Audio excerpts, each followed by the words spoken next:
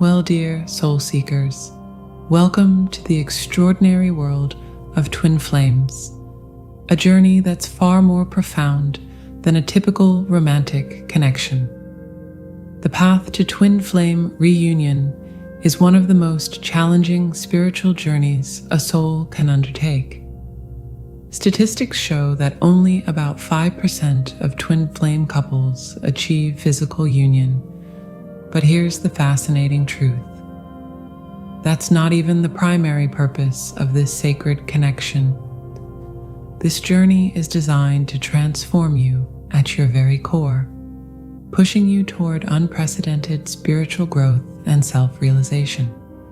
Think of these challenges as divine checkpoints, each one carefully crafted to strip away layers of ego, heal deep-seated wounds, and prepare you for a love that operates at a frequency most humans never experience. These aren't just random obstacles, they're sacred initiations that test your readiness for the most profound union possible between two souls. In today's exploration, we'll dive deep into the 5 critical tests that every twin flame must face on their path to reunion. Whether you're just beginning to recognize your twin flame connection, or you're deep in the throes of separation, understanding these challenges will help you navigate this intense spiritual journey with greater awareness and purpose.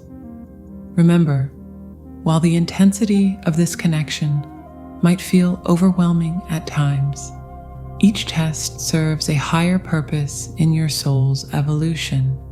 Are you ready to understand the deeper meaning behind your twin flame challenges? Let's begin this transformative exploration together.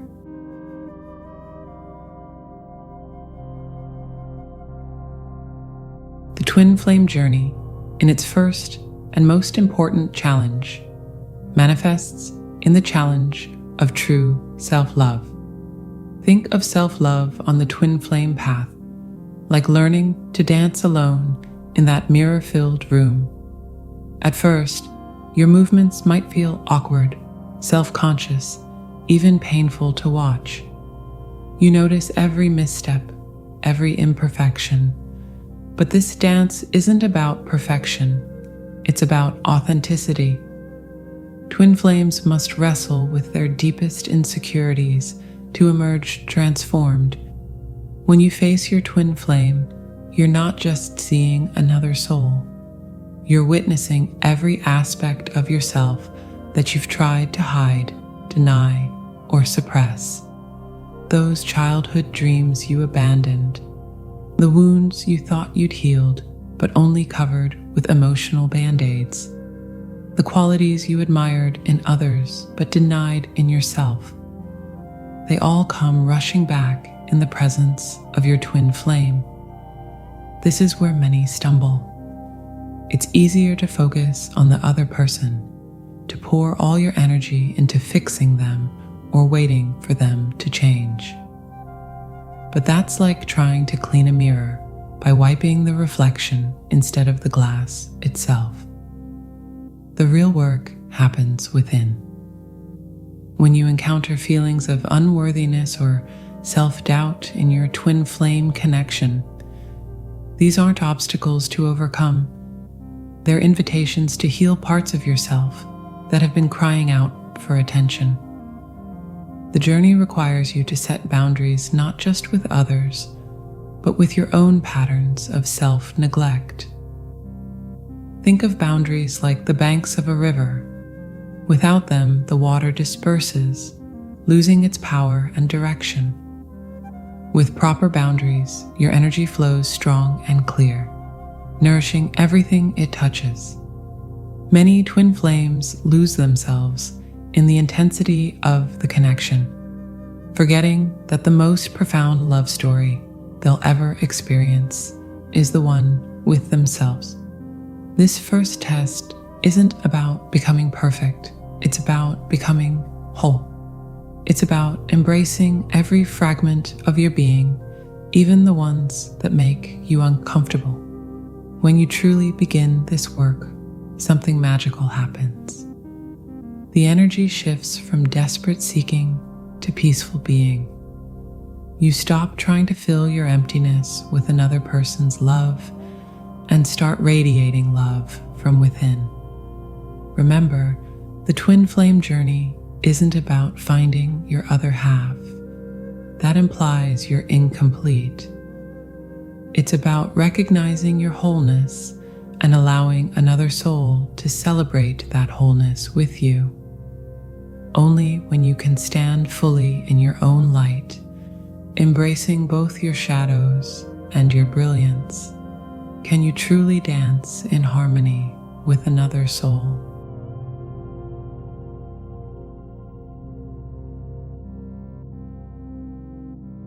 The test of divine timing is perhaps the most excruciating yet transformative challenge twin flames face. The waiting periods in twin flame connections aren't mere pauses. They're sacred cocoons of transformation where both partners undergo deep personal metamorphosis.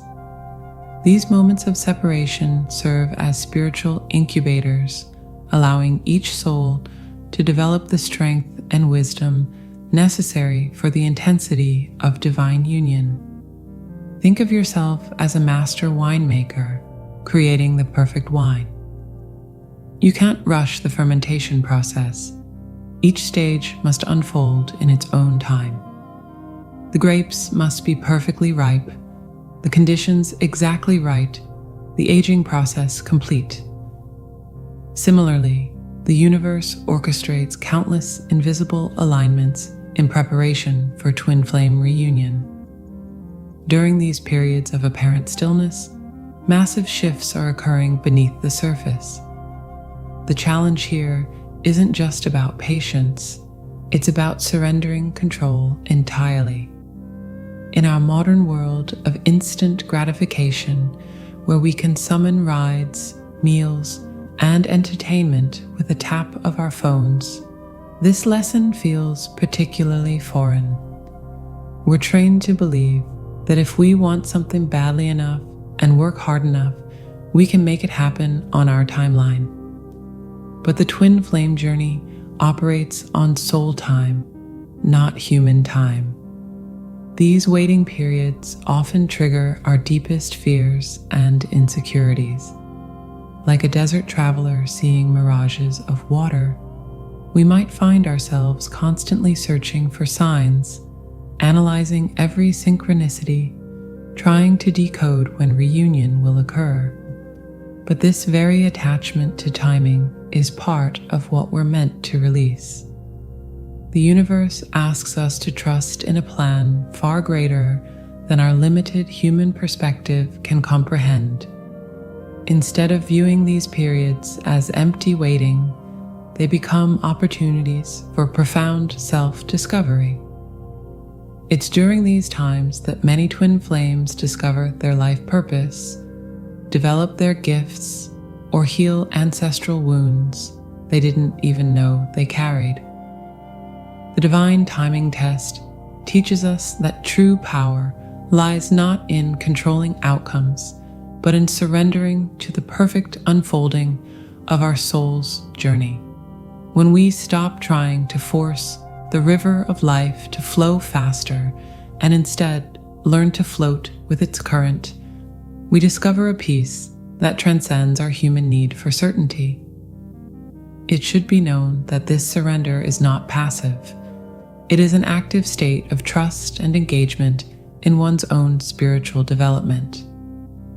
Remember, just as winter doesn't last forever, neither does separation. The seasons change in their own perfect rhythm, and so too will your twin flame journey progress according to divine design. Your task isn't to figure out when or how reunion will happen, but to become so completely present and engaged with your own growth that you create the perfect conditions for love to bloom in its own sacred timing.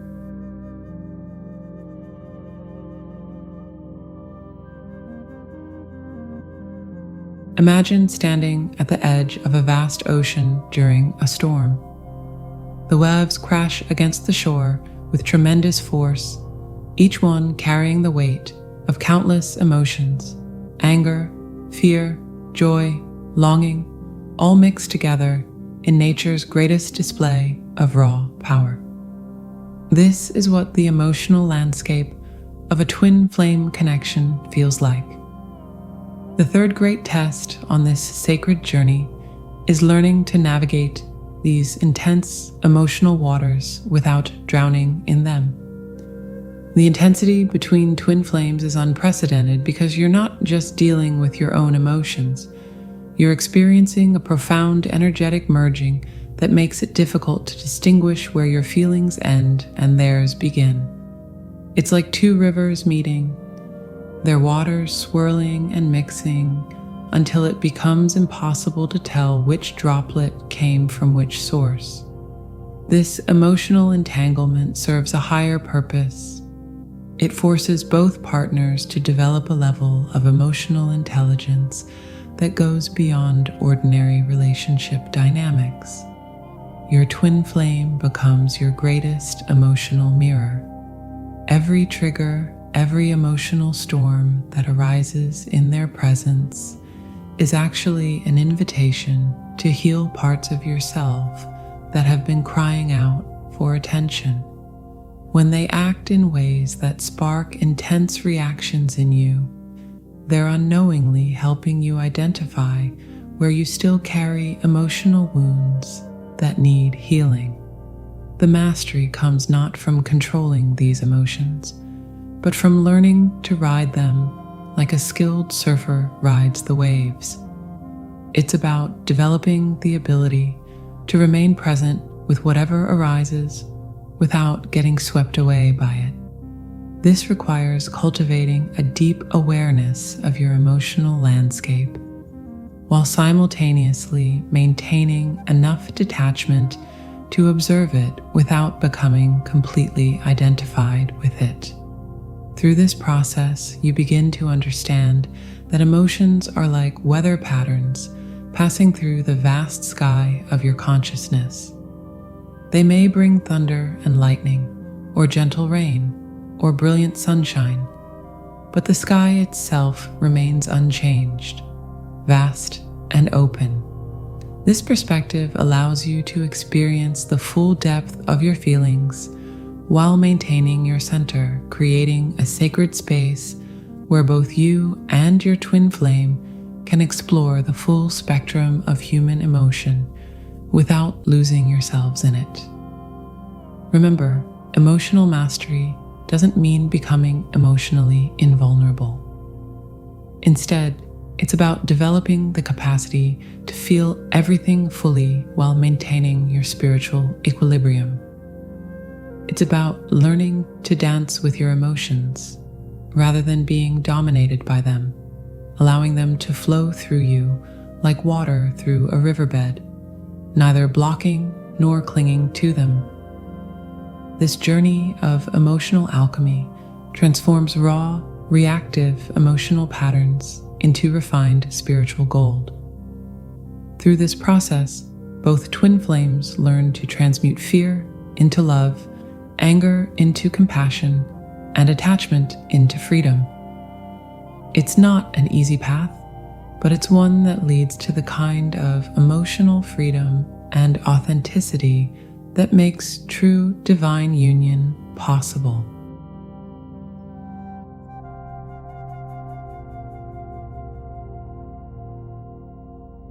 The death of the ego in the twin flame journey is perhaps the most profound and transformative experience of all. Think of your ego as an elaborate costume you've been wearing since childhood. Layer upon layer of beliefs, identifications, and social conditioning have created this intricate garment that you've come to believe is your true self. The ego death experience is like standing in a sacred fire that burns away these layers, not to destroy you, but to reveal the diamond of your true nature, that has always existed beneath the costumes. This dissolution isn't a gentle process. It's more like a cosmic earthquake that shakes the very foundations of your identity. Everything you thought you knew about yourself, every role you've played, every achievement you've collected like precious gems, suddenly loses its luster. Your professional titles, your carefully crafted social image, your relationships, all these external markers of identity begin to feel like props in a play you've been performing without realizing it was just a performance. The ego death experience often arrives through what mystics call the dark night of the soul, a period of profound disorientation where your old self is dying, but your new self hasn't yet been born. During this phase, you might feel like you're losing your mind, but what you're really losing is your attachment to who you thought you were. This process reveals something extraordinary, that what we call the ego isn't actually who we are, but rather a collection of survival strategies, learned behaviors, and adopted beliefs that we've mistaken for our true identity. As these layers peel away, what emerges isn't emptiness, but rather a profound recognition of your essential nature as consciousness itself. It's like finally waking up from a dream you didn't know you were having and realizing that you are not the character in the dream, but the awareness in which the entire dream appears. What makes this fourth test particularly challenging is that it requires absolute surrender. You cannot strategize your way through ego death, nor can you control how it unfolds. It's a process of radical acceptance and letting go, of allowing yourself to be stripped bare of all pretense and protection until only your essential nature remains. This is where true, unconditional love becomes possible, not as something you do or feel, but as what you are when all else has fallen away. Remember, this death is actually a doorway to rebirth. The ego must undergo its own sacred dissolution for your true divine nature to emerge in its full radiance. This isn't about becoming someone new. It's about remembering who you've been all along, beneath the layers of forgetting that we call the ego.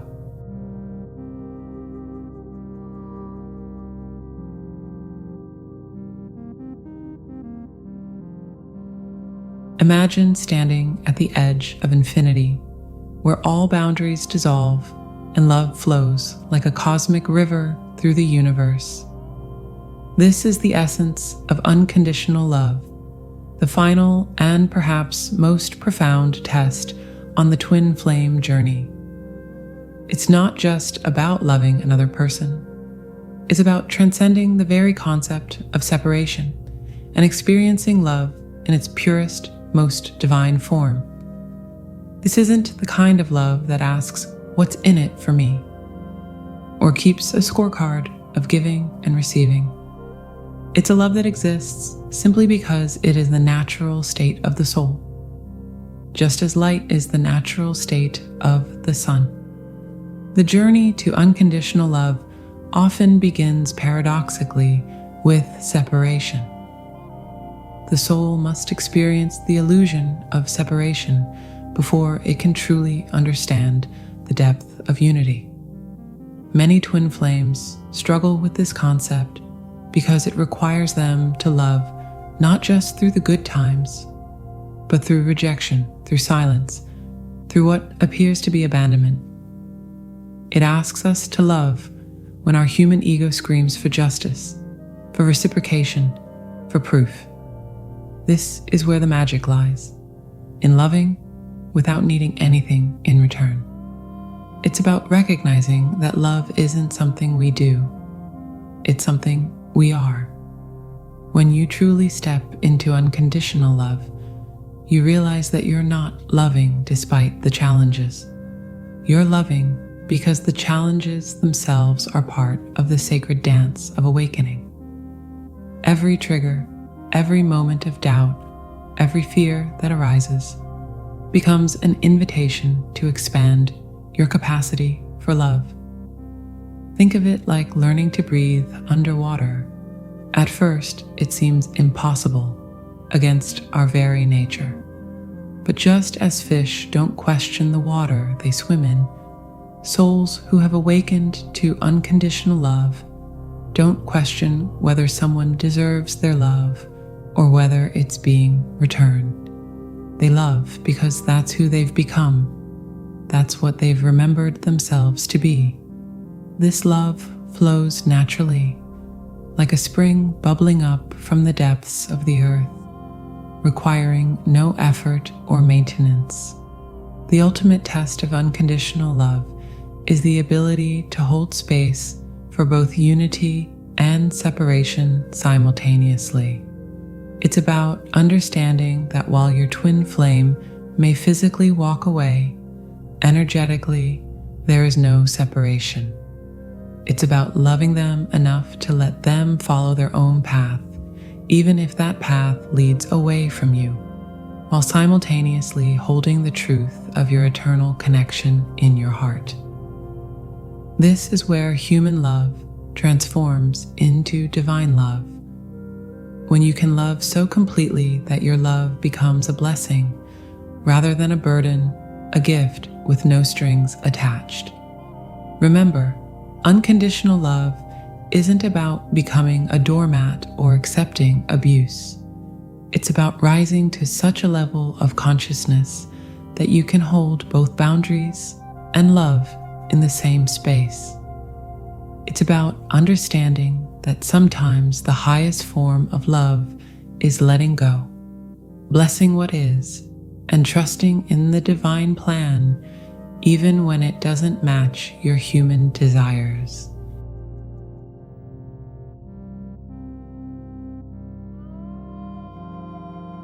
The twin flame journey isn't just about reaching a destination. It's about becoming the person you were always meant to be. These 5 tests serve as sacred initiations, each one peeling away layers of illusion to reveal your authentic self. The real magic lies in how these challenges transform you from the inside out. Each test, whether it's mastering self-love or surrendering to divine timing, shapes you into a more evolved version of yourself. Remember that the ultimate goal isn't just about reuniting with another person.